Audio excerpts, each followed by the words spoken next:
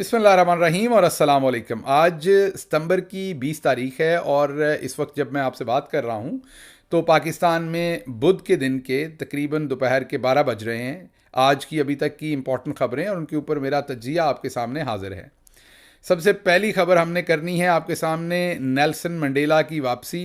माजरत, Nelson Mandela तो वफात पा चुके हैं, वापस नहीं आ सकते। हमारे देसी साख्ता नेल्सन मंडेला, जो असल में ग्वाल मंडी के नेल्सन मंडेला हैं, हम उन्हें ग्वाल मंडेला कहेंगे, उनकी वापसी हो रही है। और बताया ये जा रहा है कि उनको एश्योरेंस दे दी गई है कि वो अगले वज़ीर आज़म हैं और वो अब वापस आकर इनकलाब लाना चाहते हैं, खूनी इनकलाब। ये किस तरह का खूनी इनकलाब है, इसके ऊपर तफसीली बात करेंगे और ये बताएंगे कि नवाज शरीफ वापस आ पाएंगे या नहीं आ पाएंगे, और आ पाएंगे तो इमरान खान के ऊपर उसके क्या असरात होंगे, पाकिस्तान तहरीक इंसाफ पर, पाकिस्तान पर, और उसके साथ साथ पाकिस्तान की पब्लिक नवाज शरीफ को किस तरीके से रिसीव करेगी। ये तमाम चीज़ें आज आपके सामने डिटेल में रखेंगे। इस सारे इनकलाब का पूरा कच्चा चट्टा जो है वो आपके सामने खोल कर रखेंगे। इस्टेब्लिशमेंट के रोल को भी आपके सामने रखेंगे।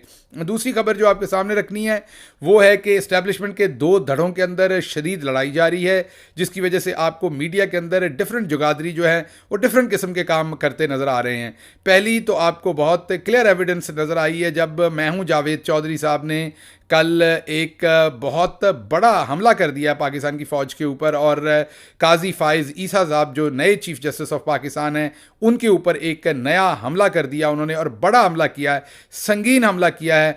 वो आपके सामने रखेंगे कि उन्होंने एक ऐसा दावा कर दिया है जिसको ना अदालत मान सकती है ना हमारी फ़ौज मानेगी। उसके ऊपर बात करेंगे। ये कौन करवा रहा है उनसे, वो अपनी मर्ज़ी से तो नहीं कर सकते। सबको पता है कि मैं हूँ जावेद चौधरी सिर्फ रिमोट कंट्रोल पे काम करते हैं और तब काम करते हैं जब बटन दबाया जाता है। तो कौन उनके इस्टेब्लिशमेंट में से बटन दबा रहा है जो अब वो इस्टेब्लिशमेंट के खिलाफ ही खबरें देना शुरू हो गए हैं। दूसरी बात आपने देखी कि वही मीडिया जिनको दंदल पड़ी हुई थी, पंजाबी में दंदल जब आपका मुंह बिल्कुल बंद हो जाता है, वो पड़ी हुई थी। आप एक लफ्ज़ नहीं बोल रहे थे औरतों के ऊपर जुल्म का, सब कुछ का। कल नन्हे अम्मार के ऊपर उस टेलीविज़न ने अच्छी कवरेज की, उस गमगीन और नाजुक सूरत हाल को बहुत अच्छी तरह से एक्सप्लेन किया। ये अच्छी बात है लेकिन मंतक से समझ आने वाली बात नहीं, क्योंकि जुल्म तो ज़िले शाह के साथ भी हुआ था। ये जुल्म बहुत बड़ा है, मैं एग्री करता हूँ, लेकिन उन तमाम मज़ालिम के ऊपर मीडिया नहीं बोला था। ये आपके सामने पूरी इनसाइड स्टोरी रखेंगे कि ये इस्टेब्लिशमेंट में से क्या हो रहा है, कौन अब इस्टेब्लिशमेंट में से ये बातें करवा रहा है टेलीविज़न के ऊपर, एक धड़ा करवा रहा है, एक चुप करवा रहा है। इसके ऊपर तफसीली बातचीत आपके सामने रखेंगे। पहली खबर की तरफ आते हैं जनाब वाली। जो ग्वाल मंडेला हैं या ची गोयरा उन्हें कहें, वो पाकिस्तान वापस आ रहे हैं। कहते मैंने इनकलाब लाना है, खूनी इनकलाब लाना है। खुदा जाने वो लोगों के खून से इनकलाब लाना है या कोई बवासीरी इनकलाब लाना है। मुझे ये नहीं पता किस किस्म का खूनी इनकलाब वो लाना चाहते हैं, क्योंकि जो उनका पूरे का पूरा एक इनकलाबी किस्म का साशे पैक फार्मूला था वो मैं पहले आपके सामने रखता हूं और आपको फिर समझ आएगी कि ये जनरल जलानी की गोद में पैदा होने वाले, सियासी तौर पर पैदा होने वाले नवाज शरीफ जो हैं, ये कितने बड़े इनकलाबी हैं और ये आगे क्या इनकलाबी काम करेंगे। और इस्टेब्लिशमेंट क्या वाकई इनको लॉन्च कर रही, क्या दोनों धड़े लॉन्च कर रहे हैं या कोई एक धड़ा लॉन्च कर रहा है, इनको आगे होने क्या जा रहा है। सबसे पहले देखिए, नवाज शरीफ साहब ने दो बयानिए बनाए थे। एक बयानिया बनाया था मुझे क्यों निकाला, और दूसरा बयानिया था वोट को इज्जत दो। इस वक्त जब मैं आपसे बात कर रहा हूं तो नवाज शरीफ पंजाबी में कहते हैं वेच वट के खा चुके हैं। नवाज शरीफ साहब इन दोनों बयानिए जो उन्होंने बनाए थे, इन दोनों को बेच के खा चुके हैं। हाथ उनके खाली हैं, हाथों के अंदर सिफर है। जब उन्होंने ये बयानिए बनाए तो हमें वापस जाना पड़ेगा, पीछे की सूरत हाल देखनी पड़ेगी। तब उनका बयानिया था क्या। सबसे पहले उन्होंने ये कहना शुरू किया कि मुझे क्यों निकाला। उसका तमाम तर उन्होंने मुद्दा जो था, तमाम तर मलबा जो था, वो जनरल बाजवा और जनरल फैज़ पर नाम लिए बगैर इनडायरेक्टली मिलिट्री इस्टेब्लिशमेंट के ऊपर डाला। उनके खिलाफ एक लॉन्ग मार्च किया, आपको याद होगा। फिर वो अरेस्ट हो गए, जेल चले गए। उस तमाम काम के बाद उन्होंने फिर, आपको याद है, अब तो ख्वाजा आसिफ बता चुके हैं, एक नई डील का आगाज़ हुआ जो इमरान खान की हुकूमत के आते ही शुरू हो गई थी। और फिर इमरान खान की हुकूमत के आने के कोई 5-6 महीने के बाद उनके प्लेटलेट्स एकदम से गिर गए। जैसे आजकल वो अवाम की नज़रों में गिरे हुए हैं नवाज शरीफ साहब, उसी तरीके से वो उनके प्लेटलेट्स जो हैं वो एकदम से नीचे गिर गए और वो तमाम वहाँ पर मक्कारी शुरू हो गई। जी हाँ, मक्कारी और दगेबाजी इमरान खान के साथ शुरू हो गई। इमरान खान को दगा दिया उस वक्त के आर्मी चीफ जनरल बाजवा और उस वक्त के DGSI जनरल फैज़, जो दोनों शामिल थे, उन दोनों के शामिल हुए बगैर ये दगेबाजी नहीं हो सकती थी। और उन दोनों ने बैक एंड के ऊपर नवाज शरीफ के साथ डील की और उनसे दो चीज़ों के ऊपर डील की कि एक, उनको मुल्क से बाहर भेजा जाएगा जहां जाकर वो अपना मुंह बंद रखेंगे, और दूसरी डील की कि उनकी बेटी को जो है वो ज़मानत दी जाएगी और पकड़ा नहीं जाएगा, गिरफ्तार नहीं किया जाएगा। और फिर आपने इन दोनों डीलों को होते देखा, प्लेटलेट्स को बुरी तरह से नीचे गिरते देखा।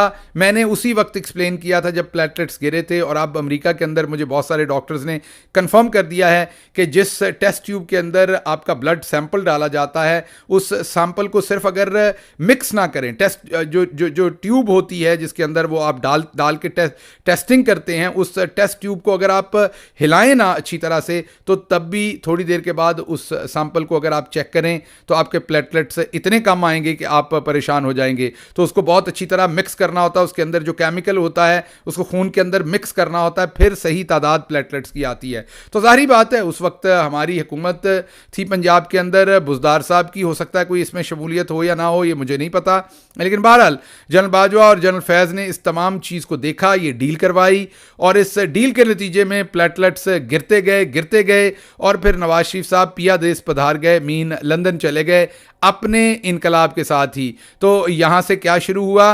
पहले तो एक इनकलाबी शरीफ था जो मुझे क्यों निकाला का नैरेटिव बना रहा था और उसके साथ साथ वोट को इज्जत दो का नैरेटिव बना रहा था। तो फिर आपने एक बीमार शरीफ देखा, और वो बीमार शरीफ जो थे वो नवाज शरीफ थे, जिनके प्लेटलेट्स कम हो गए और वो डील करके लंदन चले गए। बेटी की डील भी हो गई कि उनको पकड़ा नहीं जाएगा। यहाँ काम नहीं खत्म हुआ, इसके आगे फिर क्या हुआ? इसके आगे आपको याद है कि फिर लंदन से नई तकरीरें शुरू की गई।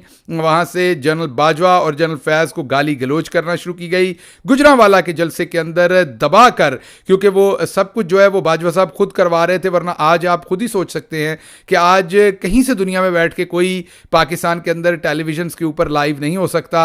जनरल बाजवा और जनरल फैज़ के बैठे हुए आप याद कीजिए कि नवाज शरीफ ने तकरीरें की, और वो तकरीरें लाइव गई पाकिस्तान के टेलीविजन के अंदर। उनकी पार्टी के अंदर किसी को उस्मान डार ना बनाया गया, किसी को शहबाज गिल ना बनाया गया, किसी को आजम सवाती ना बनाया गया, किसी की पकड़ दकड़ नहीं हुई। जिन लोगों ने वो स्टेज लगाया था, वो पंडाल लगाया था, वो जलसा सजाया था, सोचें ये काम तहरीक इंसाफ ने किया होता तो क्या होता। असल में पंजाबी में कहते हैं माजरत के साथ, कुत्ती चोरा नाल रली सी, मतलब कि जनरल बाजवा साहब मिले हुए थे, खुद ही गालियां खा रहे थे। क्या अजीम शख्सियत थी, खुद ही उसको कहते हैं ख्वाहिश के ऊपर गालियां खा रहे थे नवाज शरीफ साहब से।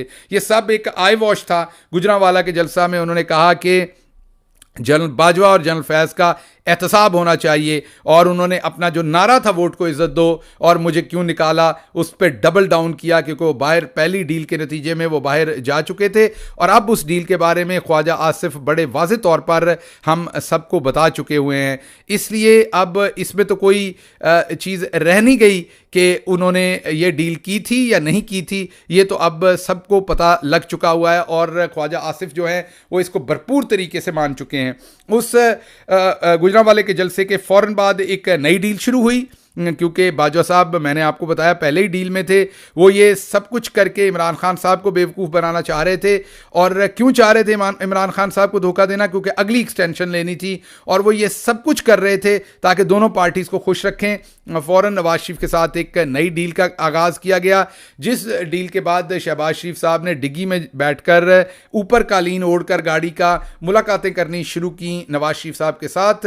और वो डिग्गी का हमें कैसे पता है? जो आईबी थी, इंटेलिजेंस ब्यूरो थी, वो एक सिविलियन ऑर्गेनाइजेशन होती है, वो इमरान खान साहब को पूरी रिपोर्ट देती थी, गाड़ी का क्या नंबर था, क्या रंग था, कहाँ से निकली, कहाँ पर जनरल बाजवा के साथ उनकी मुलाकात हुई। ये तमाम चीज़ें इमरान खान साहब को आईबी की रिपोर्ट के थ्रू पता चलती रहती थी। बहरहाल वो मुलाकातें होती रहीं, और उन मुलाकातों के असर में फिर एक नई स्ट्राइक डाउन की गई, एक नई डील स्ट्राइक की गई, और वो डील थी कि आपने वोट को इज्जत दो का नारा जो है वो वापस कर देना है, आपने मुझे क्यों निकाला को बेच देना है, और इन दोनों को बेच के जनरल बाजवा को एक्सटेंशन दे रही है, हाथ बांध के, हाथ जोड़ के। ख्वाजा आसिफ को लंदन बुलाया गया, वहाँ पर नवाज शरीफ ने उनको ये पैगाम दिया और ख्वाजा आसिफ ने आकर पूरी नून लीग को बताया कि चुप करके बंदे के पुत्र बन के आप सब ने जनरल बाजवा की एक्सटेंशन में वोट देना है। जनरल बाजवा की एक्सटेंशन के अंदर वोट दे दिया गया। जब उनकी एक्सटेंशन हो गई तो फिर जो वादा किया गया था, जिसका कुरान के ऊपर हल्फ दिया गया था, जी हाँ, ये मैं आपको रिवील कर रहा हूँ आज, ये लंदन के अंदर कुरान के ऊपर फैसला हुआ था, जहाँ नवाज शरीफ साहब की और जनरल बाजवा की मुलाकात हुई थी। वहाँ पर कुरान के ऊपर यह फैसला हुआ था हाथ रख के कि जनरल बाजवा बाद में इमरान खान को वोट ऑफ नो कॉन्फिडेंस से फारिग करेंगे और शहबाज शरीफ को हुकूमत के अंदर लाया जाएगा। फिर उस प्रोजेक्ट के ऊपर काम हुआ, उसकी मैं तफसील में नहीं जाता, आप सबको पता है कि क्या कुछ किया गया और इमरान खान को हुकूमत से हटाया गया, नवाज शरीफ साहब के भाई साहब को बिठाया गया। और उसके बाद आप अब याद कीजिए कि जब जनरल बाजवा ने इनको वज़ीर आज़म बना दिया नैब के केसों में से निकाल के, और जिन पे फ़र्द जुर्म आयद होनी थी उनको उठा के वज़ीर आज़म बना दिया गया, तो ख्वाजा आसिफ ने अलग से जनरल बाजवा का शुक्रिया अदा किया, शहबाज शरीफ ने अलग से जनरल बाजवा का शुक्रिया अदा किया, मरियम ने अलग से किया खामोशी रखकर, और पाकिस्तान मुस्लिम लीग नून ने बढ़ बढ़ के जनरल बाजवा का शुक्रिया अदा किया। सिर्फ जनरल फैज़ पे खामोश रहते थे, जनरल बाजवा का शुक्रिया अदा किया। उसके बाद क्या हुआ, उसके बाद जनरल बाजवा रिटायर्ड हो गए, उनका इस्तेमाल पूरा हो गया, उन्हें एक टिश्यू पेपर की तरह साइड पर फेंक दिया गया ताकि वो फ्रांस में सीढ़ियों पर बैठ के लोगों से बुरा भला सुने। जनरल बाजवा को जब रिडंडेंट कर दिया गया, साइड पे कर दिया गया, इस्तेमाल कर लिया गया, जो करने के जो नवाज शरीफ हैं वो शुरू से माहिर हैं, तो उसके बाद अब नवाज शरीफ के लिए एक बहुत बड़ा चैलेंज है। अब वो पाकिस्तान आना चाहते हैं, इलेक्शन लड़ना चाहते हैं, और उनको ये पता है कि अवाम आगे सियासी लित्र लेके खड़ी है। जो कुछ उनके भाई ने, जो उनका सबसे बड़ा उनका जुगादरी था, उसने जो अवाम का हशर कर दिया है, अवाम अब सियासी छितर उतार कर खड़ी है, और अवाम वो सियासी छितर का मतलब वोट है, वो इनके खिलाफ इतना वोट डालेगी कि इनकी इनकी इनकी पूरी सियासत फना हो जाएगी। वोट को इज्जत दो पहले बेच चुके थे, उसके बाद मुझे क्यों निकाला भी बेच दिया, दोनों बयानिए बेच के खा चुके हैं, हाथ खाली हैं, परफॉर्मेंस कोई है नहीं इनके भाई की, किसी किस्म की कोई चीज़ ऐसी है नहीं जो आवाम के सामने बेचें। तो अब क्या हुआ है, अब उन्होंने वापस जो है कलाबाजी उल्टी मारी है। इमरान खान को यू टर्न कहते थे, ये तो यू टर्न नहीं बल्कि राउंड अबाउट के ऊपर घूमते हैं ये दोनों भाई। इन्होंने दोबारा राउंड अबाउट के ऊपर गाड़ी घुमाई और अब फिर कहते हैं हमने इनकलाब लाना है। बड़ी जोर का ची गोयरा साहब को इनकलाब आया है, सख्त तेज़ इनकलाब आया है, और कहते हैं कि अब जनरल बाजवा को और जनरल फैज़ का अगर एहतसाब ना हुआ, जी हाँ, वही जनरल बाजवा, वही जनरल फैज़ जिनके साथ 2 दफ़ा डील की गई, जनरल फैज़ के साथ 1 दफ़ा हुई डेफिनेटली, और जनरल बाजवा के साथ 2 दफ़ा डील हुई, पहले बाहर जाने की प्लेटलेट्स की, और उसके बाद एक्सटेंशन देकर जनरल बाजवा को एक्सटेंशन देनी, और उसके बदले में इमरान खान को वोट ऑफ नो कॉन्फिडेंस से निकाल के उसकी जगह पर शहबाज शरीफ को बिठाने की ये डबल डील की बाजवा ने, और पूरी की उसी बाजवा जिससे ये दोनों डील लेकर उसका शुक्रिया अदा किया ख्वाजा आसिफ ने, शहबाज शरीफ ने। अब उसी बाजवा को दोबारा, जैसे गुजरांवाला में एहतसाब मांगा था, अब ग्वाल मंडेला जो हैं वो दोबारा कह रहे हैं इन दोनों का एहतसाब होना, और वो कहते हैं मैं अब इनकलाब लाऊंगा। और ये भी सुनने में आया वो खूनी इनकलाब लाना चाहते हैं। वो अल्लाह ही खैर करे, अब किस तरह का खूनी इनकलाब लाना है, कोई बवासीरी किस्म का उसमें भी खून शामिल होता है, वो बवासीरी किस्म का इनकलाब ना ले आए पाकिस्तान के अंदर। इसे नवाज शरीफ साहब रहने दें, आपके इनकलाब को भी लोग जानते हैं और आपको भी जानते हैं। आपने हमेशा डील की है, जनरल जलानी हो या जनरल मुशर्रफ हो या जनरल बाजवा हो, और फिर जिससे डील की है उसको ही आपने मंड के रख दिया है, तुन के रख दिया है। बाजवा साहब क्योंकि लालची थे, लालची की मौत हमेशा गप्पी के हाथों होती है। आप बहुत बड़े गप्पी हैं, वो बहुत बड़े लालची। चलते चलते आखिर पर एक और इम्पॉर्टेंट खबर आपके सामने रखनी है, और वो खबर है कि इस्टेब्लिशमेंट ने फैसला किया है कि वो एक नई सियासी पार्टी अब लॉन्च करने जा रहे हैं, जिसके अंदर मुस्तफ़ा नवाज़ खोखर जो कि एक बेहतरीन इंसान हैं वो होंगे, उसके साथ शाहिद खाकान अब्बासी साहब होंगे और मुफ्ता इस्माइल होंगे। पहले मैंने सोचा कि इसकी पूरी डिटेल डिस्कशन यहाँ बड़ी इंटरेस्टिंग होगी, ये सारी बात ये यहाँ कर ली जाए। फिर मैंने सोचा कि ये जो कार्रवाई है इसके शान शान ये वाला वीलॉग नहीं है, इसके लिए फिर मैंने स्पेशल पंजाबी वीलॉग किया है। वो वीलॉग है कि नई सियासी शराब की बोतल और उसके अंदर वही पुरानी सियासी शराब, तो नई शराबी बोतल और उसके अंदर पुरानी सियासी शराब कैसे भरी जा रही है और किस तरीके से पहले जो है वो परवेज़ खटक साहब को जिम्मेदारी दी गई थी कि उन्होंने छोटी सी बोतल भरनी थी।